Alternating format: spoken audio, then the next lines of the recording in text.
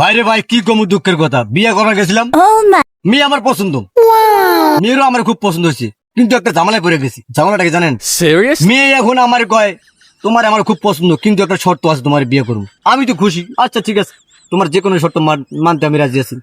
এখন কয় তোমার ফেসবুক এবং ইউটিউবে কয়টা ভিডিও ভাইরাল। ভাই এটা কোনো কথা হইলো কোনছে? এখন ভাই আমার তো কোনো ইউটিউবে কোনো ভিডিও ভাইরাল নেই, টিকটকও নেই, ফেসবুক তো আমি কমই চালি। এখন আমার উপায় কি?